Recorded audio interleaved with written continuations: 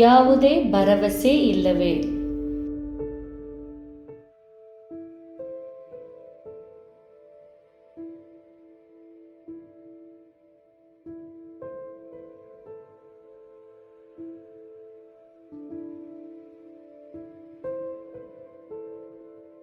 ದೇವರಾದ ಯೇಸು ಭೂಮಿಯ ಮೇಲೆ ಕೆಲಸ ಮಾಡಿದ ಅದ್ಭುತಗಳು ಸ್ವರ್ಗದಲ್ಲಿರುವ ಕ್ರೈಸ್ತರಿಗೆ ಆತನು ಪೂರೈಸುವ ಪರಿಪೂರ್ಣವಾದ ಶಾಶ್ವತ ಕೆಲಸವನ್ನು ಮುನ್ಸೂಚಿಸುತ್ತದೆ.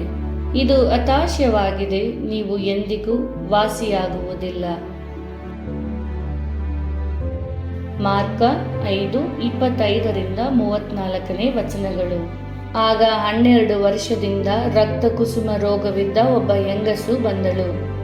ಆಕೆಯು ಅನೇಕ ವೈದ್ಯರಿಂದ ಬಹು ಕಷ್ಟವನ್ನು ಅನುಭವಿಸಿ ಕೈಯಲ್ಲಿದ್ದದನ್ನೆಲ್ಲ ಕಳಕೊಂಡರು. ರೋಗವು ಹೆಚ್ಚುತ್ತಾ ಬಂದದೇ ಹೊರತು ಮತ್ತೇನು ಪ್ರಯೋಜನವನ್ನು ಹೊಂದಿರಲಿಲ್ಲ. ಆ ಹೆಂಗಸು ಯೇಸುವಿನ ಸಮಾಚಾರವನ್ನು ಕೇಳಿ, ನಾನು ಆತನ ಉಡುಪನ್ನು ಮುಟ್ಟಿದರೆ ಸಾಕು, ನೆಟ್ಟಗಾಗುವೆನು ಎಂದು ಆಲೋಚಿಸಿ ಗುಂಪಿನಲ್ಲಿ ಹಿಂದಿನಿಂದ ಬಂದು ಆತನ ಉಡುಪನ್ನು ಮುಟ್ಟಿದಳು. ಮುಟ್ಟಿದ ಕೂಡಲೇ ಆಕೆಗೆ ರಕ್ತ ಹರಿಯುವುದು ನಿಂತು ಹೋದದರಿಂದ ಆಕೆಯು, ನನ್ನನ್ನು ಕಾಡಿದ ರೋಗವು ಹೋಗಿ ನನಗೆ ಗುಣವಾಯಿತು ಎಂದು ತನ್ನೊಳಗೆ ತಿಳುಕೊಂಡಳು. ಆ ಕ್ಷಣವೇ ಯೇಸು ತನ್ನಿಂದ ಶಕ್ತಿಯು ಹೊರಟಿತೆಂದು ತನ್ನಲ್ಲಿ ತಿಳುಕೊಂಡು ಗುಂಪಿನಲ್ಲಿ ಹಿಂತಿರುಗಿ, ನನ್ನ ಉಡುಪನ್ನು ಯಾರು ಮುಟ್ಟಿದರು ಎಂದು ಕೇಳಲು, ಆತನ ಶಿಷ್ಯರು ಆತನಿಗೆ, ಜನರು ನಿನ್ನನ್ನು ನೂಕುವುದನ್ನು ಕಂಡು ನನ್ನನ್ನು ಯಾರು ಮುಟ್ಟಿದರೆಂದು ಕೇಳುತ್ತೀಯಲ್ಲ ಎಂದು ಹೇಳಿದರು. ಆದರೆ ಆತನು ಈ ಕೆಲಸ ಮಾಡಿದವಳನ್ನು ಕಾಣಬೇಕೆಂದು ಸುತ್ತಲೂ ನೋಡುತ್ತಾ ಇರಲಾಗಿ, ಆ ಹೆಂಗಸು ತನಗಾದದನ್ನು ತಿಳುಕೊಂಡು ಅಂಜಿ ನಡುಗುತ್ತಾ ಬಂದು ಆತನಿಗೆ ಅಡ್ಡ ಬಿದ್ದು ಇದ್ದ ಸಂಗತಿಯನ್ನೆಲ್ಲ ಹೇಳಿದಳು.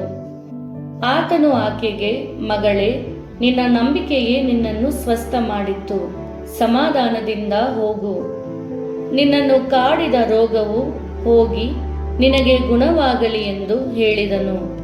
ಇಂದು ಯೇಸು ಕ್ರಿಸ್ತನ ಬಳಿಗೆ ಬನ್ನಿರಿ ಎಂದು ದೇವರು ಎಲ್ಲ ಹತಾಶ ಜನರನ್ನು ಪ್ರೇರೇಪಿಸುತ್ತಿದ್ದಾನೆ.